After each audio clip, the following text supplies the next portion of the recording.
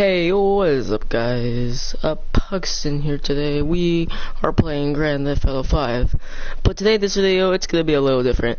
I'm actually gonna be doing a review on, drumroll please.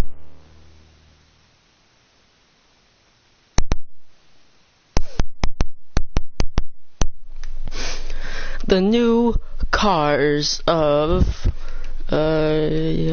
Doomsday, yeah. Okay, so, with the first car starting on our list, I'm only going to be talking about the legendary motorsports cars. The first car on our list is the Coil Raiden.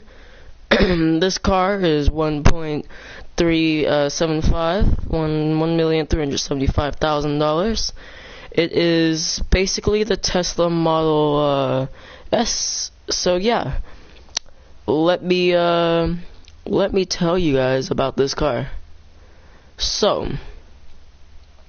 are you guys ready? Okay, so basically, it's based off the Tesla Model S. It is very similar styling to the Jackal, which is another car in GTA. It's a 4-door coupe. The manufacturer is Coil. It is in the sports class, like supercar. Just like any other car, you can buy it any stock color. It has the glass roof, just like the actual Tesla Model S. So, yeah, it's a pretty nice car. It is 4-door electric sports car, and it's part of the Doomsday heist update. So yeah, it's all I can really tell you about that car. Honestly, I'm really looking forward to buying this car when I get the money. So, moving on to the next car, the Ubermatch Sci, or the SC1. I call it the Sci, sci-fi, all that. Here, let me get to it. So, this car is, okay, so let me get it together, let me get it for you guys.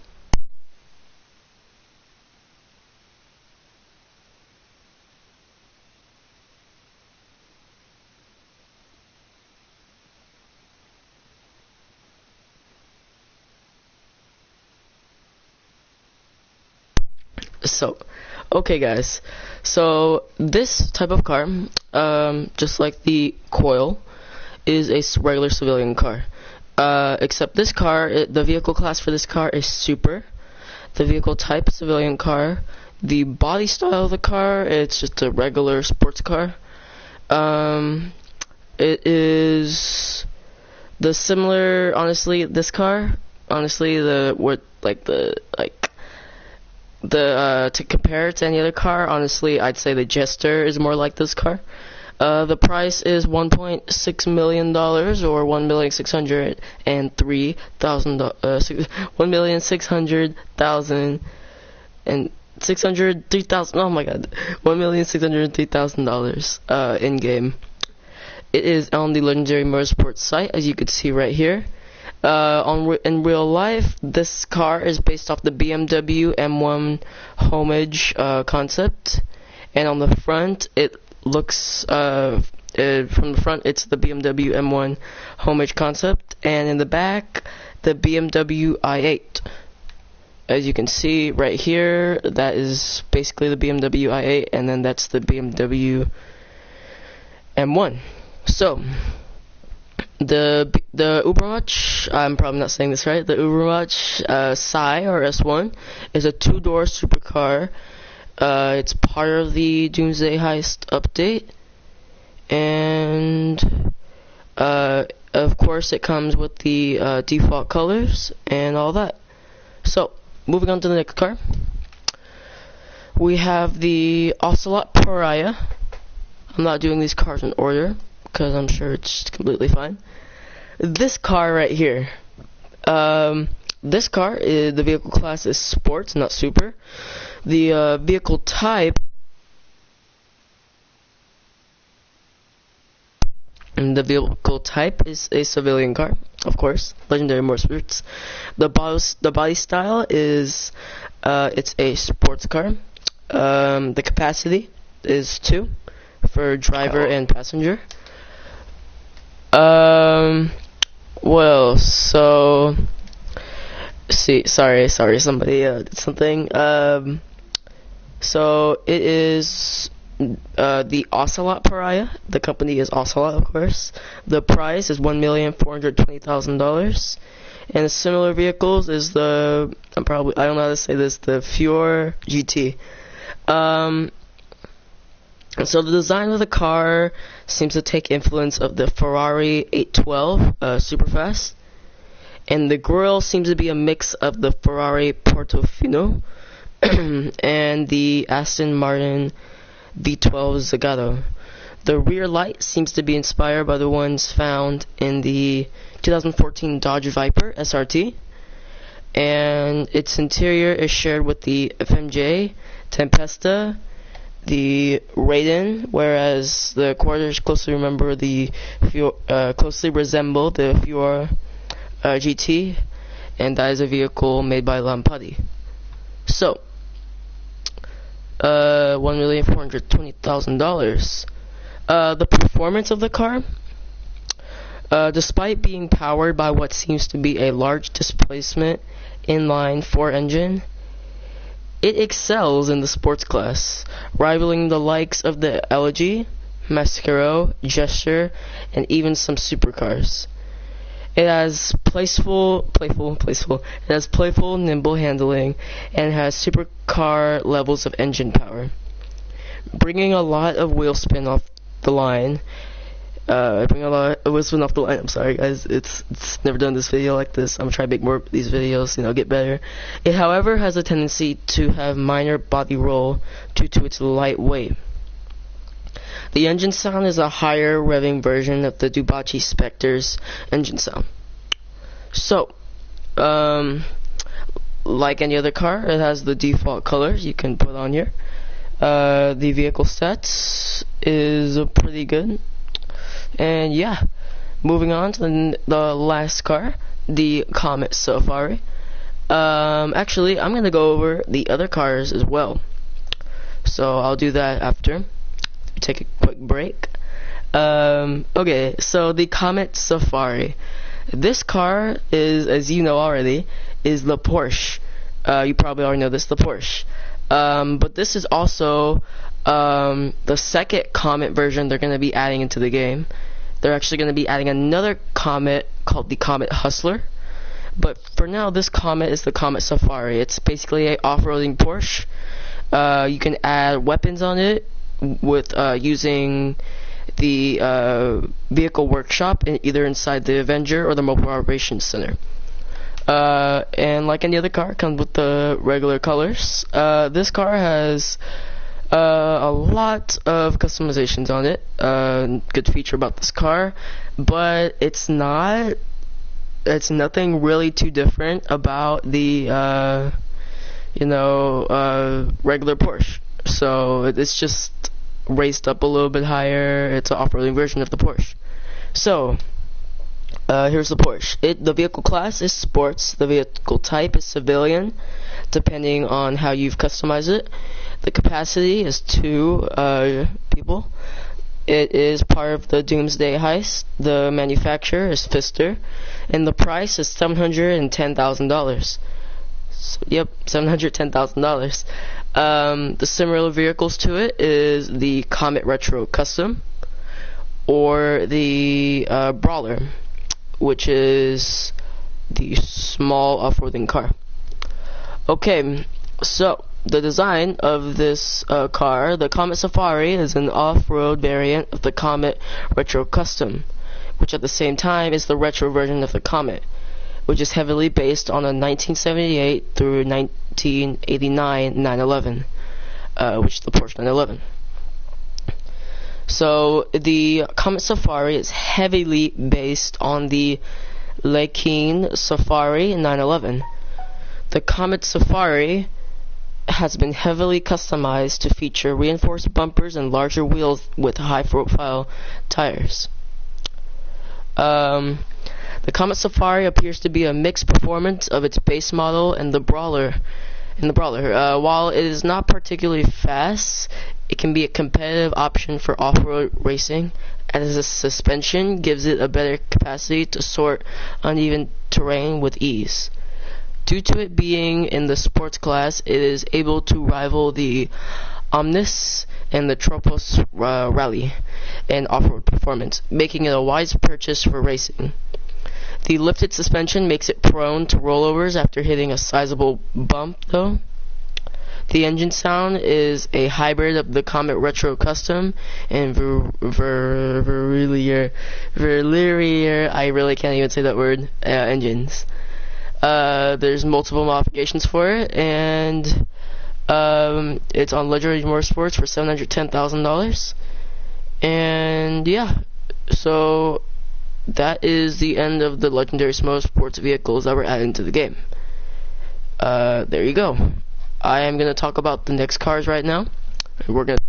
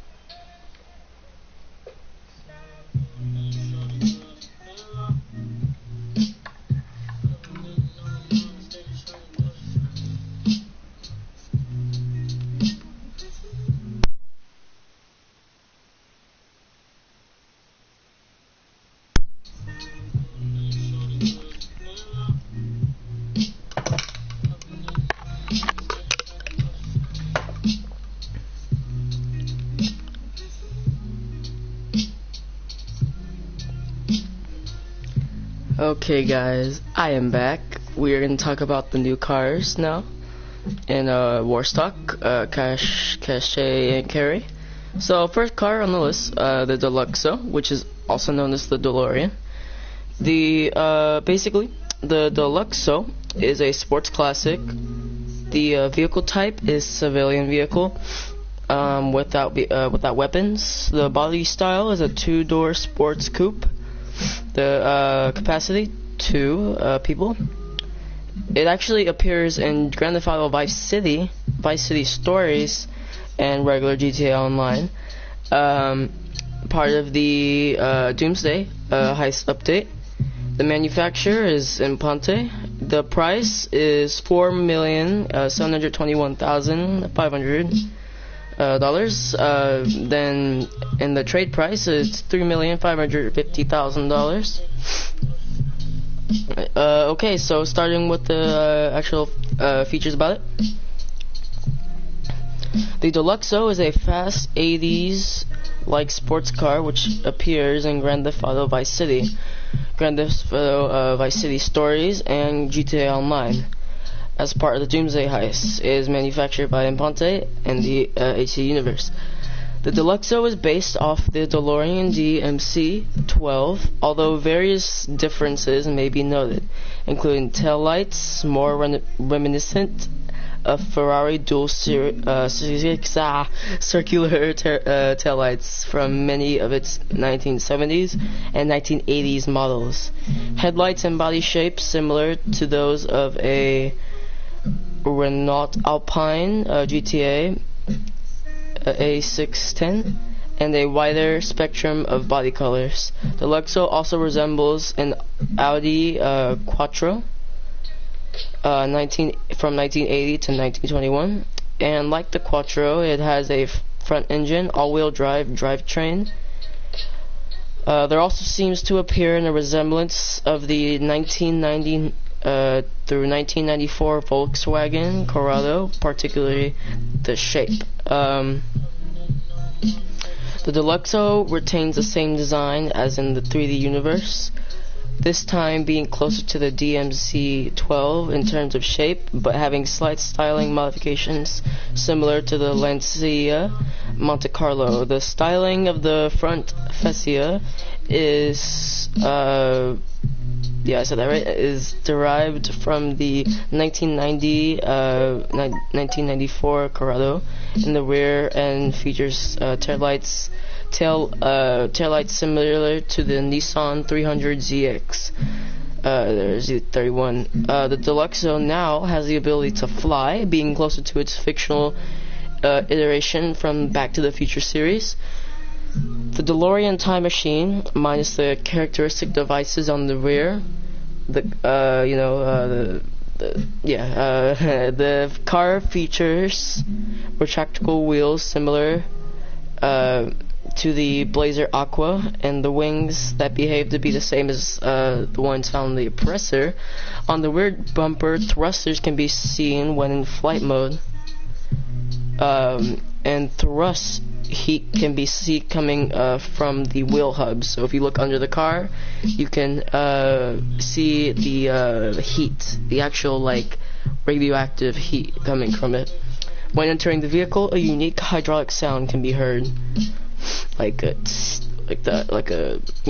sound you would hear from a hydraulic sound.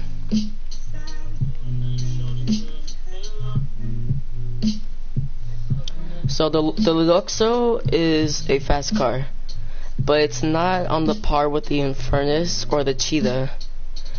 The engine has the same sound as the Infernus and Grand Theft Auto Vice City, so it may possibly be a V8 as well. The vehicle's braking is pretty good and responsive. Its handling is pretty satisfactory.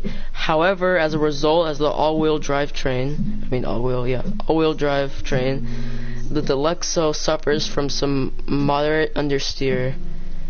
To fix this understeer, take corners by slowing down a bit with your normal brakes and drifting lightly through them with a dab of the handbrake and countersteer. Take care not to drift too heavily, or the rear end will swing wide and the car will oversteer. The Deluxo is one of the better vehicles to drift with due to its all-wheel drive drivetrain. The Deluxo is also a good vehicle to go racing with. Its acceleration and speed is near the top level of all sports cars, and its all-wheel drive provides great stability in all conditions. However, the Deluxo is rather fragile, so take care to avoid crashing too much. Also, the vehicle tends to lose control when clipping objects at high speeds.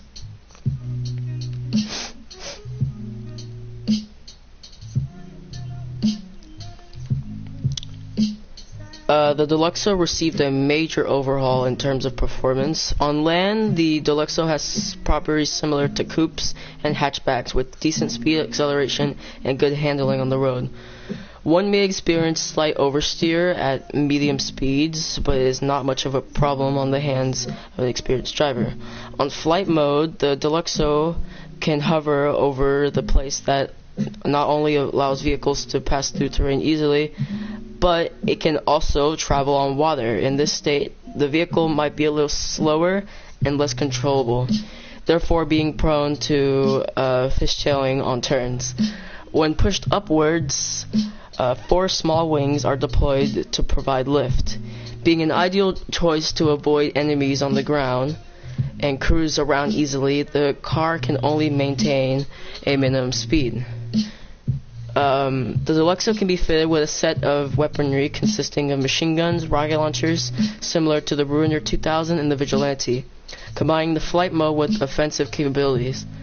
The Deluxo can be a great contender, but may not be the best at taking out a weaponized aircraft or even an oppressor, which is largely nimble and agile. The Deluxo is able to be customized to Los Santos Customs, although the weapons can only be accessed via the vehicle workshop in a MOC or a Avenger, which is the Flying Air MOC. You can put on the regular armor upgrades, default brakes upgrades, the default engine, exhaust, front bumper. Engine exhaust upgrades. The front bumper comes with stock front bumper for 2,000. This is just a roughly good amount because that would take too long to put all those numbers in. The stock front bumper, $2,200. The aftermarket bumper, $4,600. The primary aftermarket bumper is $7,400. The drop combination splitter, $11,700. The stock and then the grills, stock grill, that is, we don't have a price for that yet. The debadged grill spoiler. There's tons of grills, tons of hoods, and just way more upgrades that you guys, it would be better if you guys went towards it to do that. We can do no weapons for $78,500, or yes weapons with $198,000. And the windows are regularly tinted. So yeah, real quick, let me talk to my friend. Hey, Pop Geek, you there? Pop Geek.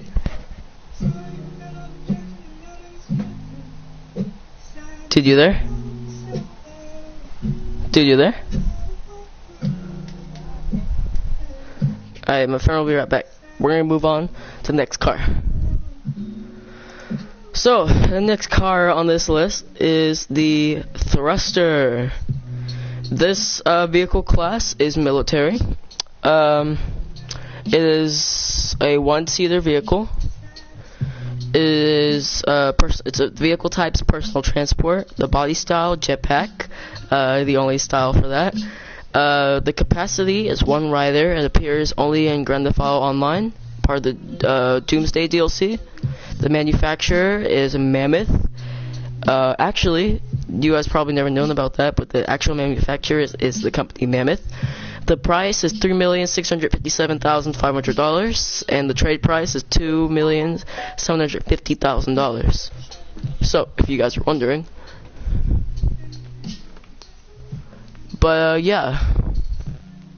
So, moving on. Similar vehicles, the jetpack. Hilarious. No, there's literally no other like freaking vehicle. Yeah, it's pretty weird. Okay, next, here's a new thing.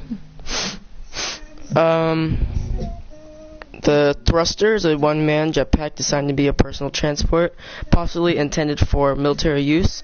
It has a half-capsule appearance with two control sticks. It appears to be loosely inspired by the Martin jetpack P12, only with a simplified mechanism and jet thrusters rather than fans, which is pretty awesome. Okay. Piloting the thruster is comparable to piloting a Buzzard or a Havoc, as it is light, fast, and versatile. The player can almost squeeze through areas where a helicopter cannot reach. However, one should be careful while piloting it, as it is hard on impact on an obstacle would cause it to explode, killing the operator in the process. The vehicle can equip two GAU-19 3-barreled 50 caliber miniguns, which provides decent firepower against enemies through the fixed position, which make it difficult to aim. Though the fixed position would make it like super difficult to aim. It can also equip two missile launchers, which provides heavy firepower against NPCs, rival players, and vehicles. The thruster can only be modified in the vehicle workshop inside a facility. So if you buy this, you have to have it in a facility, not the MOC or the Avenger. Moving on. Here's the next one. Okay, so you can only buy it in Warstock Cash and Carry. This is not a randomly spawned in vehicle. If it was, I think things would go very badly in Grand Theft Auto 5. Let's move on to the next vehicle. So moving on to the next vehicle, I have no idea how to freaking say this. I don't want to mess up, so I'm just going to call it the TM02. This is the new railgun tank added into the game. Basically, this tank is a very awesome tank. Honestly, I think it's awesome. The TM02 is a tank featured in Grand Theft Auto 5 as part of the Doomsday Heist update. This vehicle must be stored in a personal facility and can be modified at the facility vehicle workshop. The vehicle class, military. The vehicle type is military armored vehicle. The body style is light tank. The capacity is 4. The front gunner, the front gunner as in, so first the driver, then the front gunner as the machine guns, and the 2 rear passengers / gunners that can use grenade launchers or just be passengers. The price is $3,850,000, $350. The trade price is $2,895,000. Is only located on Warstock Cash and Carry, and you cannot just find this car on the road. The similar vehicles is the Rhino tank. Okay, let's get into this. The tank appears to be based off the PL-01, a Polish tank jointly developed, a Polish light tank jointly developed by Obram and BAE Systems. The tank features what appears to be a stealth bodywork, 2 hull hatches used by the driver and the front occupant, and the 2 rear doors used by the rear occupants. The rear section has a TM02 Kanjali, I'm going to want to say. Don't know exactly. Please correct me if I'm saying it wrong in the comments below. The TM02 Kanjali written on either side, emulating the PL-01 concept, writing from the real-life inspiration. So, the only way to buy this car, you have to have a facility, which I think that sucks, honestly. The Kanjali performs as can be expected of that of a tank. It moves slow like the Rhino, but seems to have a slightly faster speed than it. It has great off-road capabilities due to its traction, and appears to be slightly more nimble than the Rhino in terms of quick turns. Unlike the Rhino, which can only hold a driver, the Khanjali can hold a total of 4 people, 1 driver, and 3 occupants. Like the Rhino, the Khanjali is extremely durable, being able to survive against several different explosive weaponaries before exploding. It can withstand a total of 5 sticky bombs, 3 shots from another tank, 5 RPG or homing launcher shots, roughly 5 to 6 rounds, the grenade launcher or compact grenade launcher. Its main armament, this main weapon is a tank cannon by default, which is similar to the cannon found on the Rhino. It can be changed into a heavy railgun cannon, which can be charged to shoot a projectile much faster than the standard one, just like the railgun. The front occupant also has access to an automatic Browning M2 HB 50 caliber machine gun on the top of the Khanjali, which can be used as a great asset if dealing with multiple enemies at the same time, and the height will provide good coverage and field of view. Optionally, it can be modified to feature 2 remote grenade launchers, which can be operated by either the rear passenger to provide explosive firepower and great fire rate, at the cost of having limited effective range as with the other vehicle-mounted grenade launchers.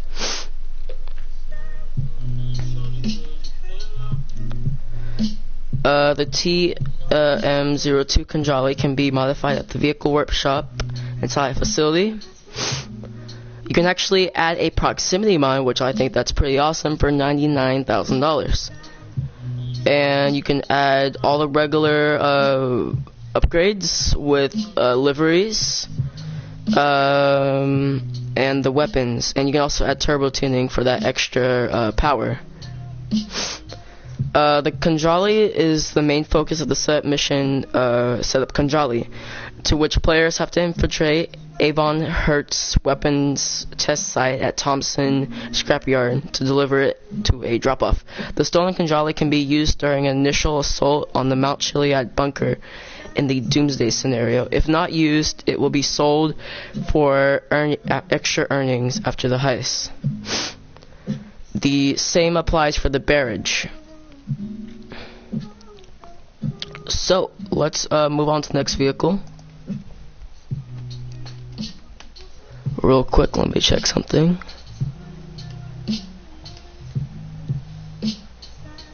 Sorry you guys, I keep getting messages.